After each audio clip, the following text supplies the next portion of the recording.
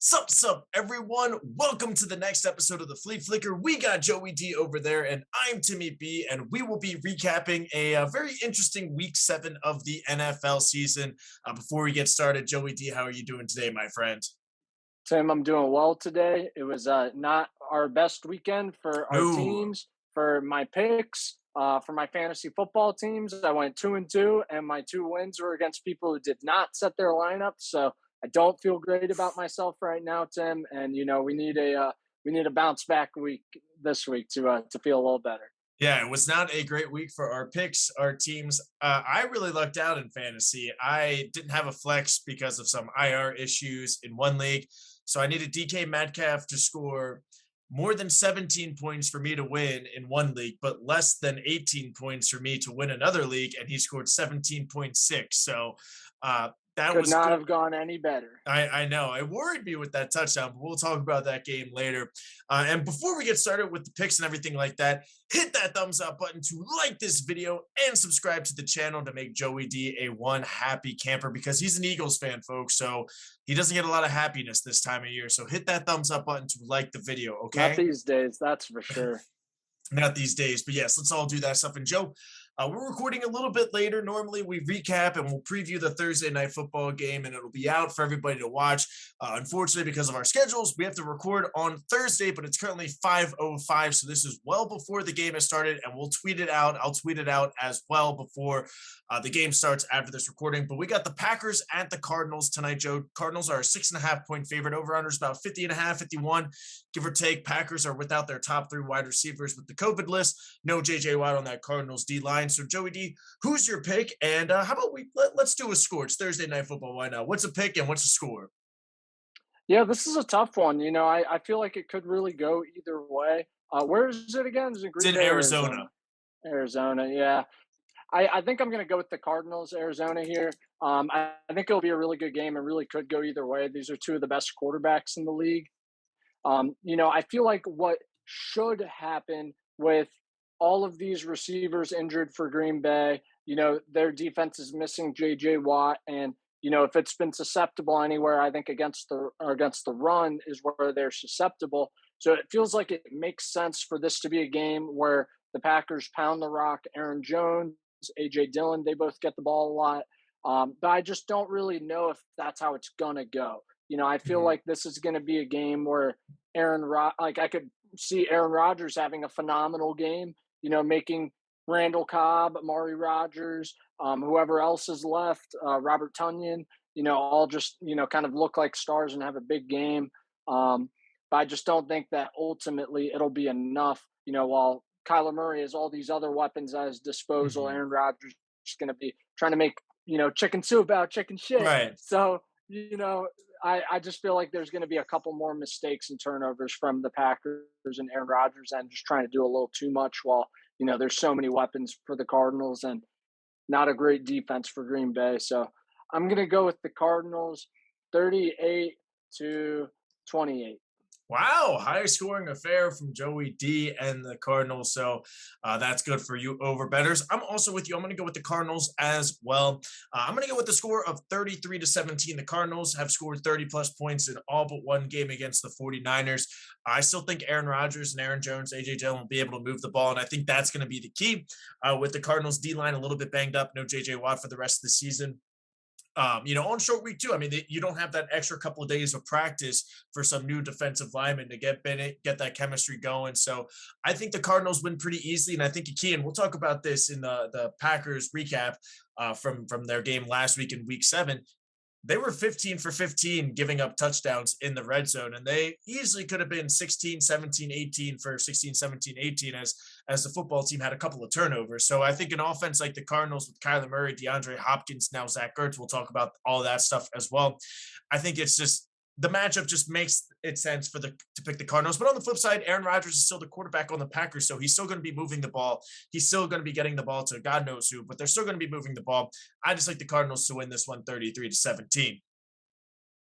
All right. Yeah, it'll be a good one when you got two elite quarterbacks. Anything is possible. Anything is possible, Joe. And now let's go back to week 7 to talk about the recap. Very ugly week, as we said going into it. But again, we got a lot of answers of some teams like the Bengals, who we were like, we don't know. Like, are they good? Are they not good? But turns out, yes, they are good. We'll talk about them.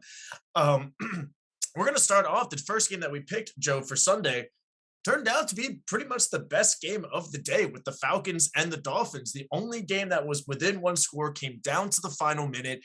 The Dolphins took the lead. Then Matt Ryan marched down the field, threw it to Kyle Pitts. Back-to-back phenomenal weeks, or back-to-back games. I'm sorry for the Falcons.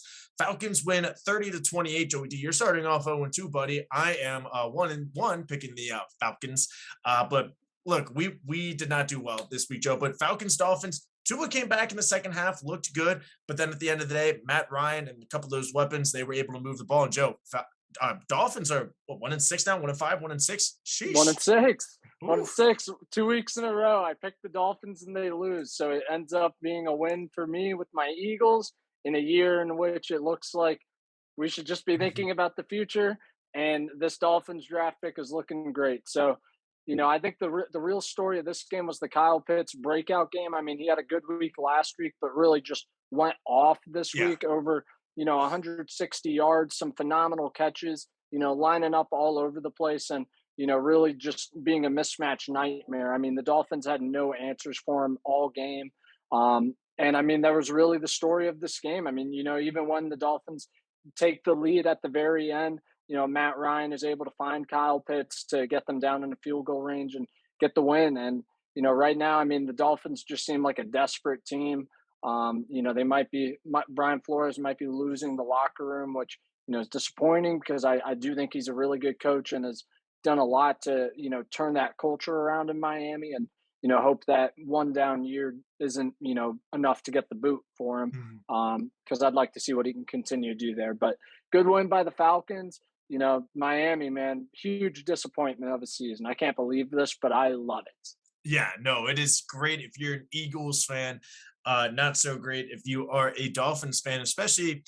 Look, probably weren't going to win the division this year, but then you're looking at the Jets, you're looking at the Patriots, the Jets are the Jets, but then you're looking at the Patriots. Yes, it's still Bill Belichick, but rookie head coach and all that kind of stuff. And then it's just kind of like, we should be second. We should be in the wild card, and they aren't, and they don't have a first round pick anymore because it's with the Eagles. So, um, yeah, so that's what's happening in down in Miami. And then another game that we both got wrong. Joe, you're starting off 0-3. Sheesh. We got the Giants and the Panthers. Giants winning 25-3. Daniel Jones having an amazing catch, one-handed catch. He got rocked too. I'm surprised he held on with the football. He got absolutely rocked. But Joe, I am God. off on the Panthers now. I was drinking the Kool-Aid before the season. They started 2-0, 3-0. I was like, let's go. This was like, one of my sleeper teams. That's gone now.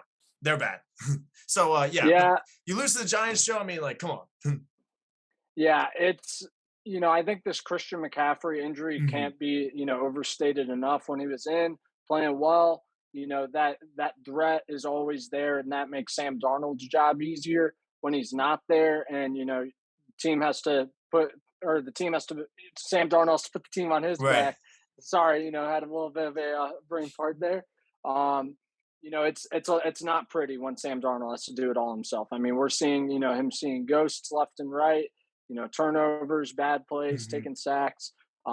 It's just been bad, and it's a tough situation for Carolina because they invest in Sam Darnold.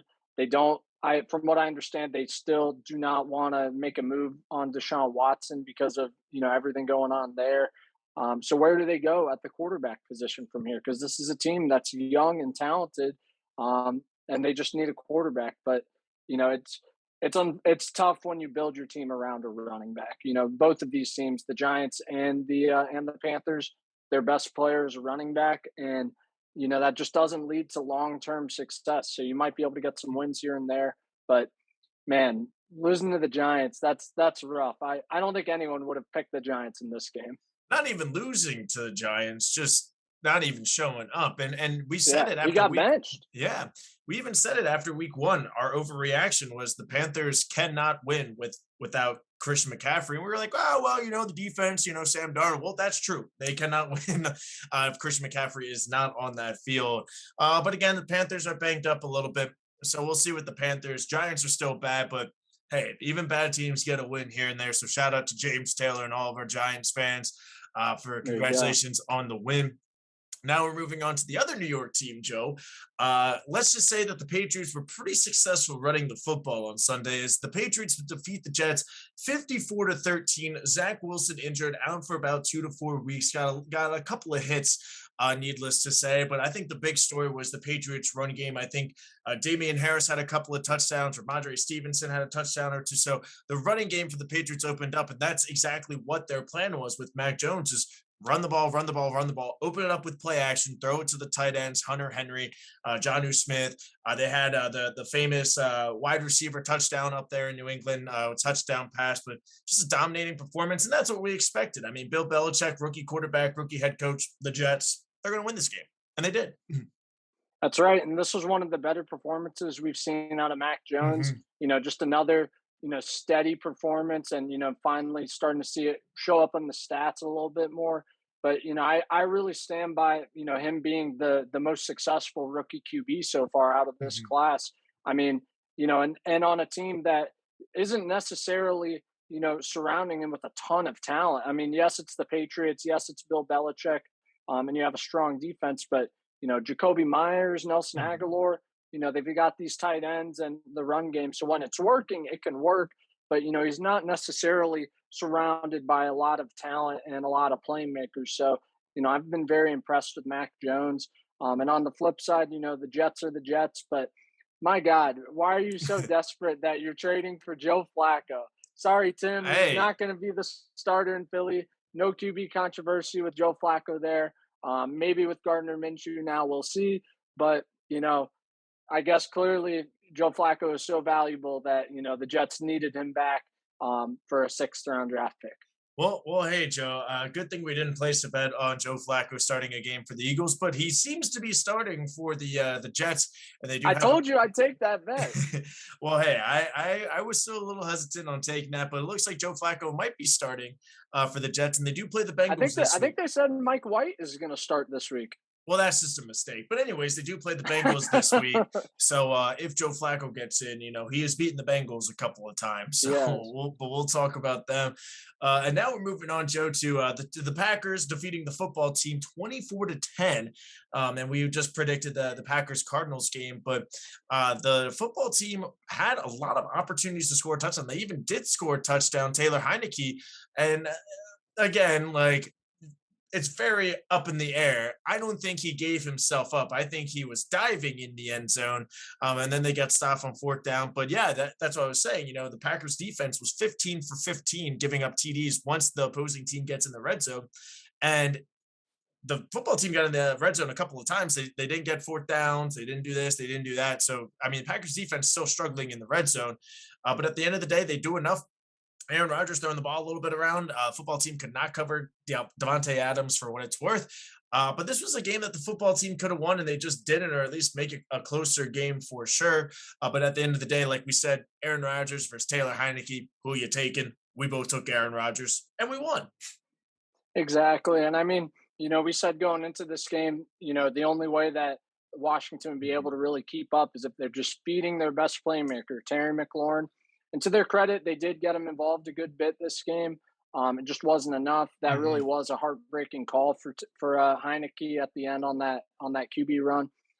I it's tough because by the definition of the Yeah. rule, he's down, but you and I think most people watching it, he's clearly diving and not giving himself up. So And I don't that's really get why that, I but hate Dean Blandino because he's a guy from the league office. He's never refed in his life. So every time he gets on, he goes, "Well, the rules are this." Where it's like when they talk to Gene Steratore on CBS or the guy on NBC, they're all kind of like, yeah, well, that's the rule, but like I wouldn't have called it. Where it's like Dean's like, well, those are the rules, and so that's what the call is. So like, exactly. it's just like Stupid nerd. yeah, it's like I don't like him. It's like the same thing with like maybe like a hit to the head or something. It's like, well, that's the rule, and it's like, Okay, but like he like tapped his head. Like, come on, like, Exactly. There should be, discretion for mhm, each situation.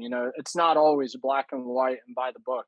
There's different, certain scenarios that come up that aren't exactly going to be in the rule book. And sometimes you just kind of got to roll with it and, let the football players play football for God's sake. So tough break for Washington. mhm. They played a little bit better game than, I think the score gives them credit for, but, ultimately came up short against a superior team.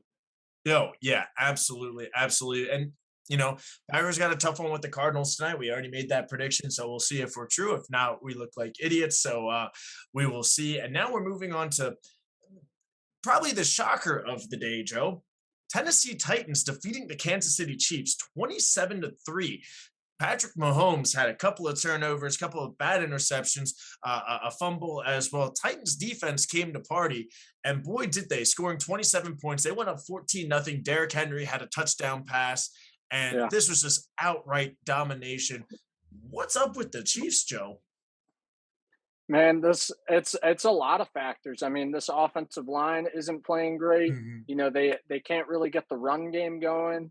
Tyreek Hill's been banged up, and Patrick Mahomes just trying to do too much. It's I don't think it's they got figured out or anything like that, but I think that they just kind of got used to the success at what seemed like almost an easy rate, where they could just score points at will. Patrick Mahomes could make passes that he shouldn't make, but they work. These no look passes, these runs, extending plays, running around in the pocket.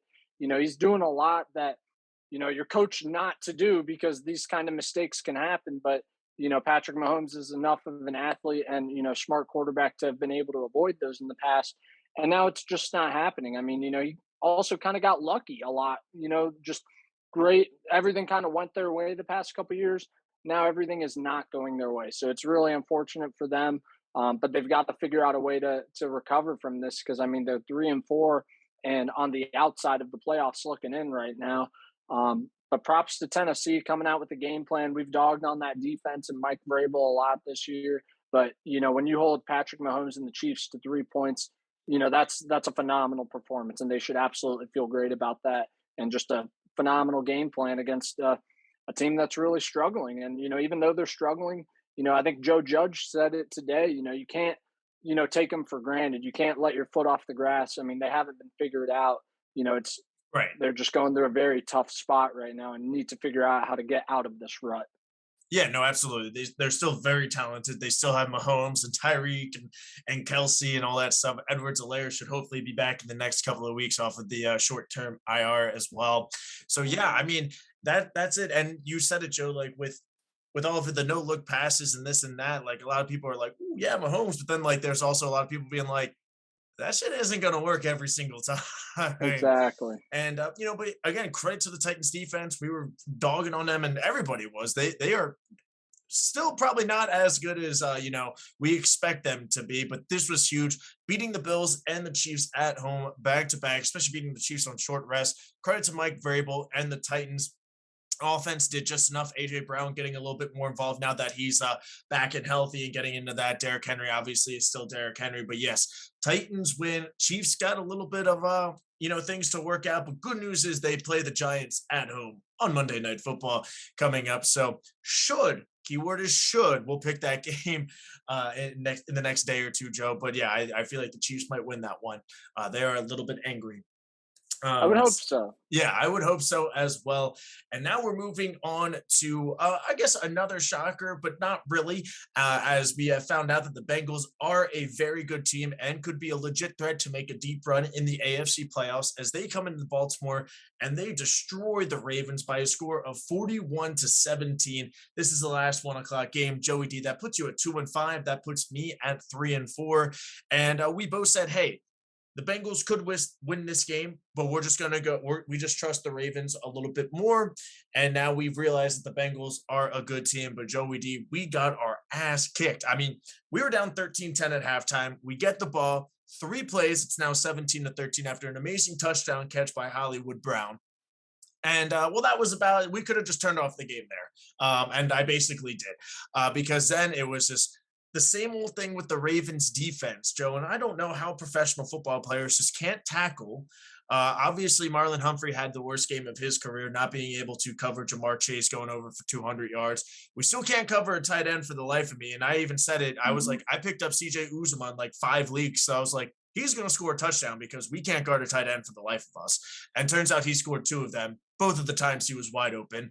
And yeah, it came down to the defense, honestly, on both sides. The Ravens can't do basic things like tackle as soon as somebody gets the ball. There are so many yards and rushes after contact, after catch. So it's like just wrap them up. Don't go for the big hit. Don't try to go for the strip. Just get him down. We'll get him off the field. And that was another thing too, is Joe Burrow was great under pressure. So many times he made Yeah. throws when guys are half a step away, basically already wrapping him up. Right. So Joe Burrow was great under pressure. We brought in a lot of blitzes. We could have had a lot of sacks, but we didn't. Joe Burrow got the ball out quick, and luckily the wide receivers were open enough. T. Higgins is huge. Every time that he caught the ball, I was like, oh, they threw it to Uzuma, the tight end. And then they're like, caught by T. Higgins. I was like, oh, he's the wide receiver. like, so he is a pretty big guy. And then offensively for the Ravens, Joe, the Bengals defense, they came up with a good game plan. They had about 5 or 6 sacks, I believe. Lamar Jackson had 12 rushes for 88 yards. Was actually throwing the ball quite well. Well, his completions were good completions. He was sailing the ball. His first 3 or 4 passes were overthrown, luckily out of bounds, not intercepted or anything like that. But he was sailing his throws, which he does from time to time. But the story is the running backs and the offensive line. And Joe, it's crazy seeing Ravens Twitter being like, we need new running backs, or like we missed J.K. Dobbins and Gus Edwards. And it's like, yes, but also Lamar Jackson had 12 rushes for 88 yards. Our other running backs had 12 rushes for like 20 yards. I don't know the exact number. It's the offensive line. Lamar Jackson gets so many rushing yards because he scrambles when he passes and he finds the open hole. On Lamar's designed runs, sure, maybe he was getting 5, 6, or 7 yards because he's following a fullback or whatever, and our running backs didn't. But Lamar's most of his rushing yards were from pass plays. So it's more of the offensive line than our talent at running back. Yes, do we miss Gus Edwards and J.K. Dobbins? Absolutely, no denying that. But let's not act like Latavius Murray, Le'Veon Bell, Devonta Freeman, Tyson Williams are the reasons why our offense is struggling. It's our offensive line not creating those holes or not giving Lamar enough protection, because they were sacking us rushing 4 or 5 guys. Luckily, we are going into the bye, and we got Kirk Cousins coming into town next week. So that should be a good game for our defense to bounce back. A couple of good wide receivers and Dalvin Cook. So hopefully we can bounce back. But Joey D, what were your thoughts on the Bengals dominating and now taking sole possession of first place in the AFC North? Yeah, I mean, I was really surprised. We talked about how Baltimore has had all of these different kind of emotional wins Mhm. this year and really seemed like, a team of destiny. And, then the Bengals come in and, just put a beat down on them. I was really impressed with their defense, just Mhm. being able to limit the Ravens offense so much. I mean, yeah, Lamar, ran a lot and had 80 yards, but, if the rest of their rushing yards is only 20 yards and a lot of those rushes or a lot of Lamar's runs are because everyone's covered downfield, you'll absolutely take Yeah. that every time. And, they're still able to generate a lot of pressure, and get home, Mhm. like you said, a lot of sacks.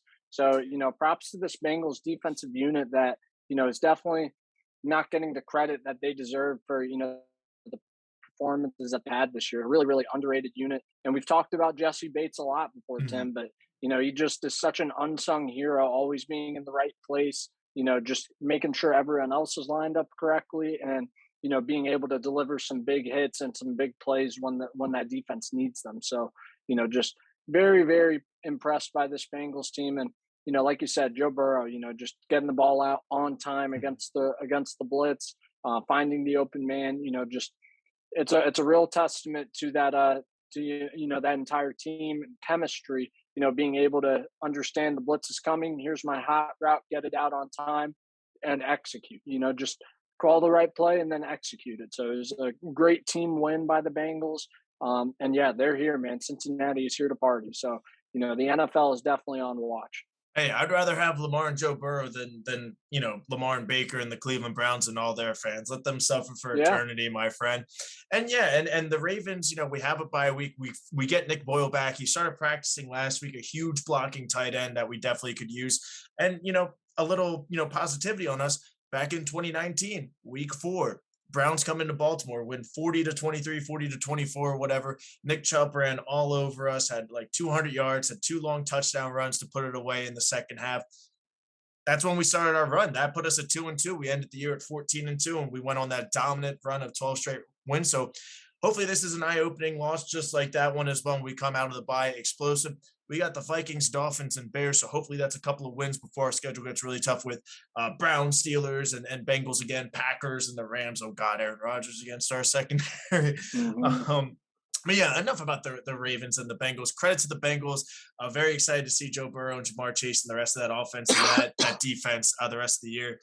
All right, Joe. Well, we'll just do these back to back as we predicted them. But the Raiders defeated your Philadelphia Eagles by a score of 33-22. I picked the Raiders, Joe. You went with the Eagles. Smart. That was smart. That was smart. Derek Carr didn't turn the ball over, threw the ball well. Josh Jacobs with the touchdown before he got injured. Miles Sanders got a couple of touches before he got injured.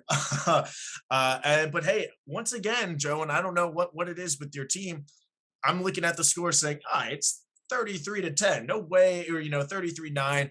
This game's over. And then I'm like 33-22, and I'm like, oh shit, like Eagles are gonna come back. So I don't know what you guys do in the fourth quarter, kind of in garbage time to make this a football game.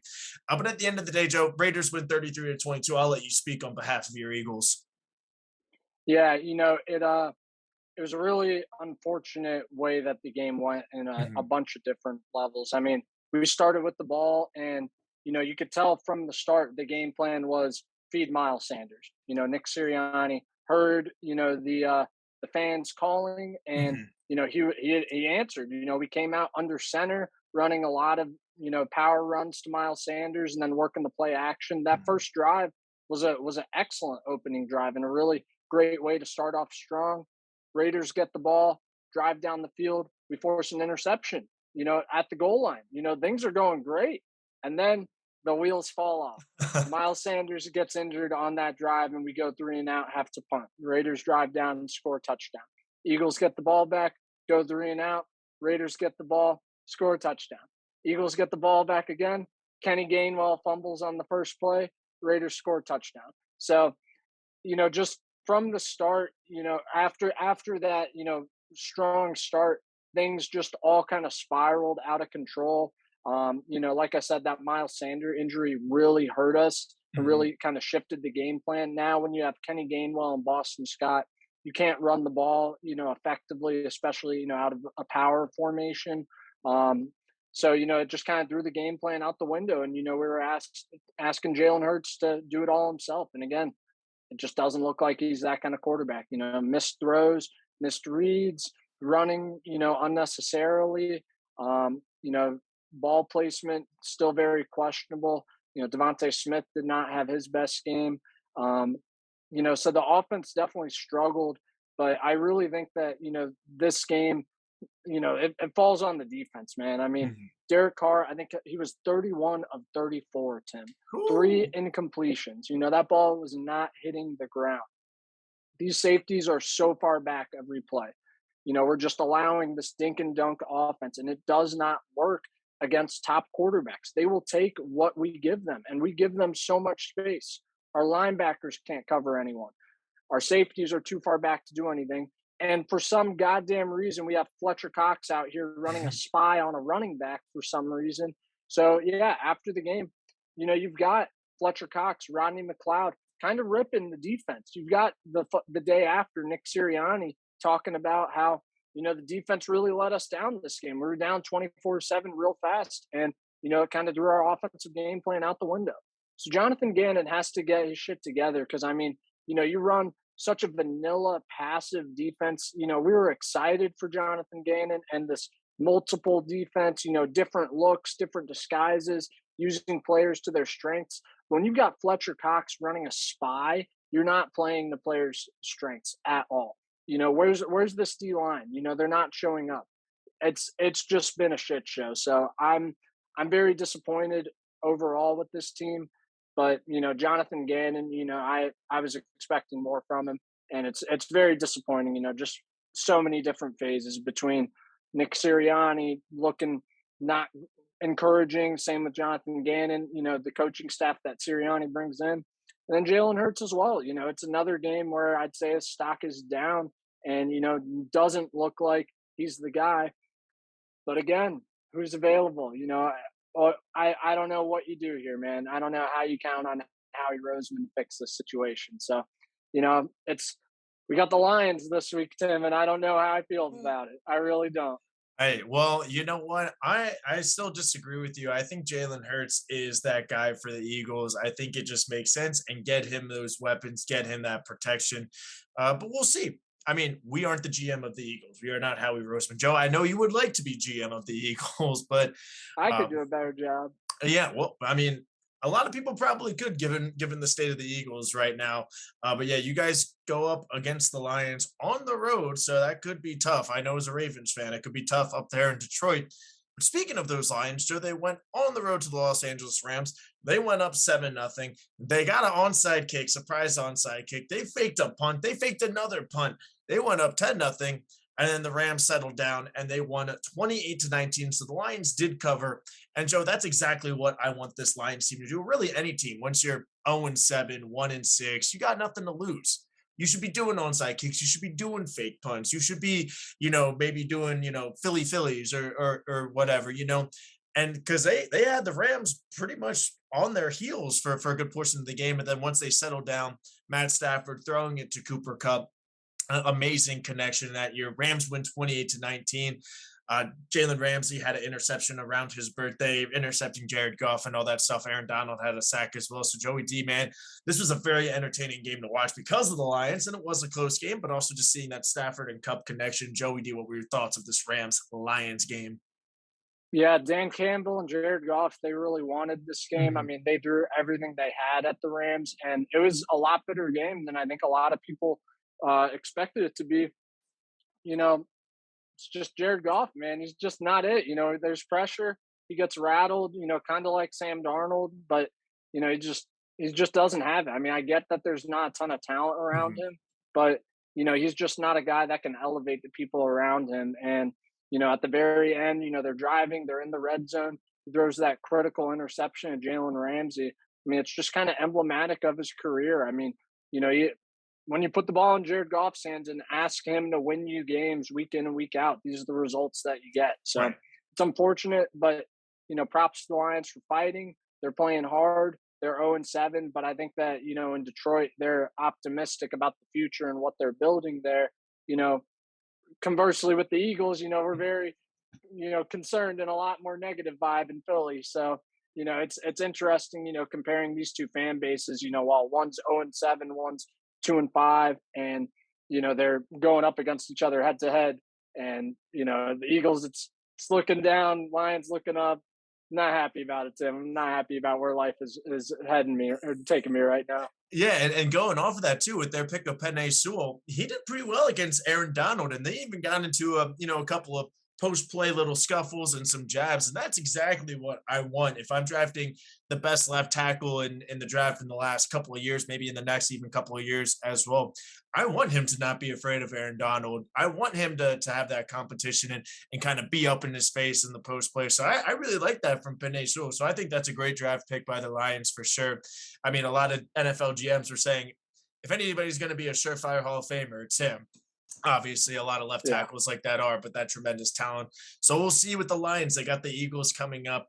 I don't know who the Rams play, but they're 6-1. Their only losses to the undefeated Cardinals. So I'm sure. They are actually already. I'll spoil one of our picks. The Rams are my suicide pick this Oh, they week. got the Timmy Texans. B. Yeah, they got the They Texans. got the Texans, baby. What a schedule to have the Lions and then the Texans back to back. Alrighty.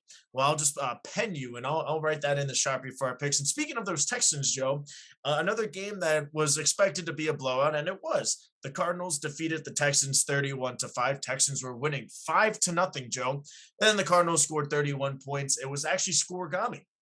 The 1068th scoregami in the NFL. So the next one is the 1069th. Who's it gonna be? We will see. And but yeah, Zach Ertz scored a beautiful touchdown, Joe. It was just a beautiful catch. So Longest touchdown of his I career. And it was like he like had to like go over his Great head to play. catch it. Hey, Great play. Yeah. I bet Zach Ertz scoring a touchdown, and I'm glad it paid out because I didn't win any of the other bets. But yeah, Cardinals took care of business. Obviously, they went down 5-0, but at the end of the day, kind of like the Aaron Rodgers, Taylor Heinecke, or even the Rams, beating the Lions. It's Kyler Murray and the Arizona Cardinals against Davis Mills and the Texans. So it's like, who you picking? Cardinals get the job done. JJ Watt, though, seems to be out for the year with a shoulder injury. He's going to be getting surgery. The Texans just traded Mark Ingram back to the Saints just a couple of days ago. So, yeah, Brandon Cook's not happy with the Texans. Yeah. Tyrod Taylor, I believe, is back practicing this week or even next week. And apparently, when he's healthy, he is the starter, which obviously it's Davis Mills as your quarterback. But, Joe, thoughts from this Cardinals Texans game? Yeah, not a lot. I mean, Cardinals are obviously the superior team. Mhm. They took a little bit to get going, but once they did, like you said, 31 unanswered points and 31-5 is your final score and Scorigami. So, it's unfortunate JJ Watt got injured in this Mhm. game, against his old team. And, now, and his first or not his first. Texans used to be good when he was on them, back early in his career. But now, this is JJ Watt, who's been a huge part of redefining this culture in Arizona, has been a huge part of this defense. It's sad to see him go down, especially against his old team in a really good season. And it's you hate to see it, but DeAndre Hopkins, JJ Watt both had good games against their former teams. They got their revenge. Texans, man, still not sure what the plan is moving forward, but if I were the Texans, I'd probably trade Brandon Cooks somewhere because he's obviously not happy about it and doesn't want to be there. And Brandon Cooks is usually traded at the trade deadline, so I'm Yeah. going to predict a Brandon Cooks to the Chargers trade. Oh, all right. I Yeah, don't hate I that. think I think they could. I think that they're from what I saw. I think that Benjamin Solak of the Ringer was actually the one who predicted this. But Chargers just aren't. They don't have a ton of air yards. They're not taking as many shots down the field as you would expect for a Justin Herbert led offense. And Brandon Cooks is a great fit for something like that. So I think he'd fit right in alongside Mike Williams and Keenan Allen there. And just be another weapon for the Chargers that needs it in a tough AFC and tough division. Yeah, I'm going to say the Packers are going to trade for Brandon Cooks. I mean, That would they be already good. they traded the Texans traded Randall Cobb to them, especially if the Packers do win tonight or last night for you guys the viewers. If they do beat the Cardinals on Thursday night football, if I'm the GM, I'm saying we just beat the only undefeated team in football without our top three wide receivers. If we have Devontae Adams and Brandon Cooks, like you should be the favorite in Yeah. the NFC, and Aaron Rodgers be like, hell yeah, like let's roll with it. So I'm gonna go with the Packers. If it's an AFC team, I am going to go with the Chiefs because they just seem to I knew trade it. and Yep. trade for everybody. I Yeah. wanted to say the Buccaneers too because it seems like the last year and a half, 2 years, it's been the Chiefs or the Bucks just picking up everybody and signing everybody. But yeah, that wraps up Cardinals Texans. And speaking of those Buccaneers, Joe, they beat the Bears 38-3. It was 35-3 at halftime. Patriots or I'm sorry, the Bucks just kind of took their foot off the gas pedal, gas off the whatever. They just stopped. Justin Fields does not look good with this offense. Matt Nagy has to be fired, Joe. Matt Nagy has to be fired. Tom Brady threw his 600 touchdown. Mike Evans gave the ball away to the fan. That's the big story from this game. And eventually, the fan got a good haul. Initially, didn't seem as good a value, but after everything happened, I think the value got a little bit better. I mean, he did get a Bitcoin, so that's pretty awesome. Kudos to him. Right. But yeah, Joe, I mean, this is bad. Bears are bad. Nagy needs to be fired. Yeah. I mean, it's a tough situation for the Bears. I mean, you just gave your GM and head coach, the opportunity to draft a quarter trade up and go draft their quarterback. So, if this doesn't pay off with Justin Fields, where do you go from here? Mhm. Do you give Nagy and Ryan Pace another year, because Fields is a rookie and he needs to develop and have some more talent around him? Do you pull the plug on those two now and try to get someone who can fix Fields, or you bring someone else in altogether to compete with Fields? I just don't know what the plan is, and this is why when it happened, I kind of thought it was a bad situation for Justin Fields and for Chicago overall. It just seemed like a very desperate move. And why am I counting on the Bears to make a smart quarterback decision when the Mhm. best quarterback they've ever had in franchise history is Jay Cutler? Right. Come on. So, I mean, at it's least they traded for Jay Cutler. they did. So, they didn't even draft their own best quarterback in franchise history. So, they can't figure it out. I'm not expecting that to change. And, we're seeing those results. I mean, this is not a good football team. They're not the worst, but they're just in that middle ground where you're not good enough to compete, but you're not bad enough. And now they don't even have the picks to, draft your next guy. So very tough situation for the Bears. This is a game that the Bucks should have won easily, and they did. No more fourth down confusion for Tom Brady this year, Yeah, and I think and you this is why they needed to put in Nick Foles. The cowards. This is what you get. and speaking with Matt Nagy too, I think it also is just from the coaching tree and whatever, because he came from Andy Reid. He was the play caller in Kansas City, and people are always like, well, Eric Bieniemy, he should be number one. He should have gotten a job probably the last 2 years in the offseason. And it's like, why would you? You're the offensive coordinator and play caller for Andy Reid's Chiefs with Mahomes and everything. And Matt Nagy didn't have Mahomes, of course, but he was still very successful calling plays for the Chiefs under Andy Reid. But it's like, look at Brian Flores. He's not doing well in Miami. Josh McDaniels was never good. Look at all these assistant coaches who were really good under one head coach struggle as a head coach. That's just credit to the guys like Andy Reid and Bill Belichick and even maybe like a John Harbaugh. Like you look at Well, these. hold on now, Tim. Where was John Harbaugh's tree? Where Oh did no, he it was come Andy from? Reid, but I'm just saying, like, That's you see right. all these you see all these Right. offensive and defensive coordinators finally get their job as the head coach, and then they struggle, and it's kind of like, well, yeah, you were the offensive coordinator in Andy Reid's system, or like you were the Right. defensive coordinator in Bill Belichick's system. So, like, it's just crazy to see, and I think that's like the Adam Gase effect as well. It's kind of like you were good with Peyton Manning as your quarterback. Like I could be offensive coordinator for Peyton Manning, like especially at the Exactly. And time he's when he he's gonna was call off. the Yeah, plays. right. He's gonna call the plays at the line of scrimmage anyway. So yeah, sure, I'll be the offensive Yeah. coordinator. Give me that name. So hopefully the Bears do get a little bit smarter. And I mean, I like their talent when David Montgomery is healthy, great running back.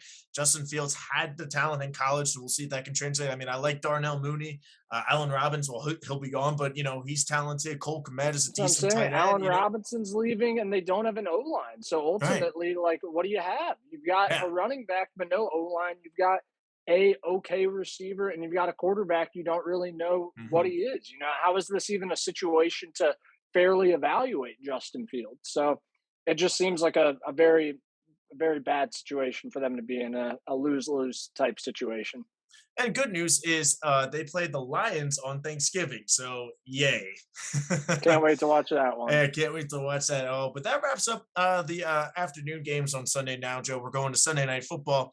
And it was raining a little bit in San Francisco, needless to say, as the It's Colts. raining pretty hard. It was raining. Yeah, it was like I a think what monsoon. do they Like, call it? Like a cloud river or something? yeah, it's like it was. So it's a West Coast hurricane, basically, is what hit, which I believe is the cyclone or like the typhoon or whatever. It's basically it was like a West Coast hurricane, which it was just like a monsoon of rain. It was very windy. The Colts decided to wear all white, which was a very interesting choice, but they ended up glowing by the end of the game. But anyways, Joe, the Colts go on the road to the 49ers, win 30-18. This game was ugly, ugly, ugly. People were dropping the ball. People were fumbling. People were sliding each way. Carson Wentz had the most Carson Wentz interception in the history of Carson Wentz. I laughed out loud so hard, Tim. Oh my Yeah. goodness. I mean, That was the hilarious. thought was there that Jack Doyle, whoever, was just wide open in the end zone, but just the rain slipped a little push pass or whatever. And even they I said it love at it. halftime with Tony Dungy and Drew Brees. They were like, "What do you do?" And they both were like, "Don't turn the ball over. Let the other team turn the ball over." And that's exactly what the Colts did. Darius Leonard had to punch out. Colts took care of the football in the second half and ultimately scored the touchdowns when they needed to when the 49ers were struggling to move the ball and turn the ball over in the rain. So huge win for the Colts, Joe. Obviously does not help out the draft position, but hey, it's still more of a first round pick. The Colts are now in it a little bit more, Joe. So that's, I guess, a positive to keep Carson Wentz in there. But and again, it was the weather and everything, but I was a little disappointed in the 49ers, especially coming off the bye week. What were your thoughts of this game? Yeah, I think that the weather had a Mhm. tremendous effect on this game. I mean, when you think about going into this game, where are the Colts hurting? They're hurting at wide receiver and they're hurting in the secondary. They're missing a Right. lot of starters all over the place. So when you're playing in a monsoon like this, those are probably the best positions to be injured if you're going to have positions Mhm. injured, because now everyone's kind of struggling out there to catch the ball, to run routes. It makes it easier to cover. It just kind of favored the Colts better in that scenario. And they ran the ball with Jonathan Taylor and they were successful. I mean, I think that's really been the key to Carson Wentz's success. What we're seeing statistically is putting up points and doing well. And it's when Jonathan Taylor is toting the rock, and they're able to feed off that play action and really eat there. Um, it all kind of works well together, and he's not asked to do so much.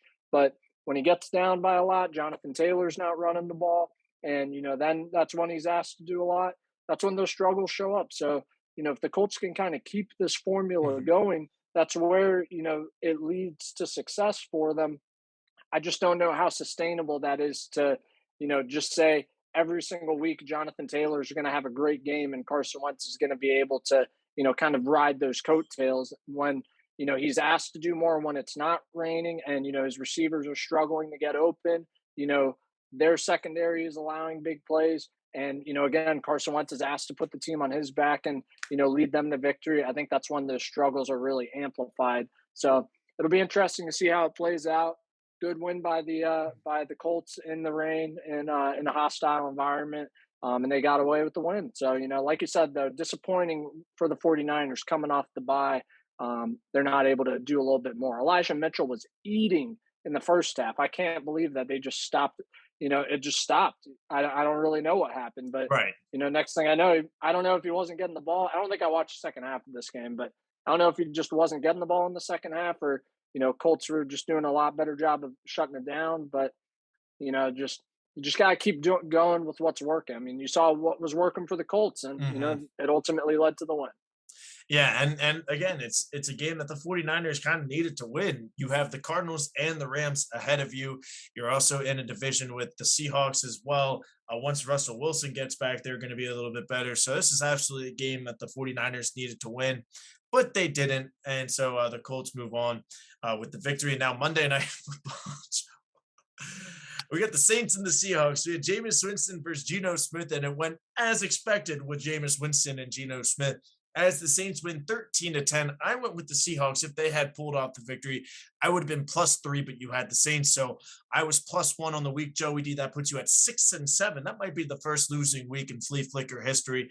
And I went 7-6. So I Yikes! don't have any room to talk either. Uh, but that puts you on the total season, and we'll update it every couple of weeks. You are 70-37, and I am 66-41 on the season. So we're still doing very well. You were still up on 4 games on me. But yeah, Joe, Saints win 13-10. DK Metcalf had an initial 84, 85-yard touchdown to start the game. And then he got shut down, which is great for those 2 fantasy leagues. He got Yep. exactly what he needed to get. The Seahawks missed a field goal late in the fourth quarter to go 13-10. Unfortunately, they missed it. Jameis Winston marched down in the field goal range. They kick a field goal. They got 2 sacks on the ensuing drive. It was like 4th and 35, and the Saints pull it out. But Joey D, this was an ugly game, as we all kind of thought. But Jameis Winston prevails. Saints coming off a bye. Alvin Kamara literally went off. He had like 11 catches, 100, like he like had like 90% of Jameis Winston's passing yards. And yeah, Alvin Kamara went off, did just enough to pull out the win. And that's what you got to do when you go cross country on the road to Seattle. Just do enough, get the win, go home. That's right, and I'm glad that Jameis is finally learning to use Kamara Mhm. like Drew Brees did. I mean, that's when we saw the Saints at their best. At least in the most recent years. So nice to see him kind of getting them even more involved in the passing game. Um, there's not a whole lot to talk about in this one. Just a really ugly game. Jameis did enough, but the fact that you won by 3 points and had to rely on a missed field goal, going up against Geno Smith. I just don't think the Saints are a legit team this year. They're not someone I feel strong about. and now they got, I think, the Buccaneers this week. So another big test, and that'll be a tough one for sure. So it'll be interesting to see how they play the Bucks. Is Jameis revenge game? We'll see. Will he eat a W or will he eat an L? I'm guessing probably an L, but we'll see what happens. I mean, they ended up eating a W in Seattle on Monday, and that's what matters. Yeah, yeah, and that's all that matters for sure. But yeah, that was 6-7 and 7-6 for me. But that'll do it, Joe. Normally we pick the Thursday night game, but again, because of the recording, we did that at the beginning of the episode. We'll tweet out our pick as well. So hopefully we're right, Joe. Hopefully the Cardinals win, and hopefully you have 38-28. I have 33-17. So hopefully that happens. Hopefully, if you have any Packers or Cardinals on your fantasy teams, they do enough to get a good start for you on Thursday night for the week. But Joey D, any final words about week 7 and then hopping into week 8? I'll give a little preview to the viewers of some tweaks that we're discussing making, Timmy B. Number one, Halloween's coming up right around the corner, so keep an eye out for some costumed Flea Flicker hosts over one of our next episodes, maybe. And also, I was thinking about this last week when I was up by so many games against Tim right now. I was thinking, it'd be nice to, make things a little interesting. Maybe we pick an upset of the week every week and a lock of the week every week, just so, it's not, kind of going chalk every week and, just a little bit more variety.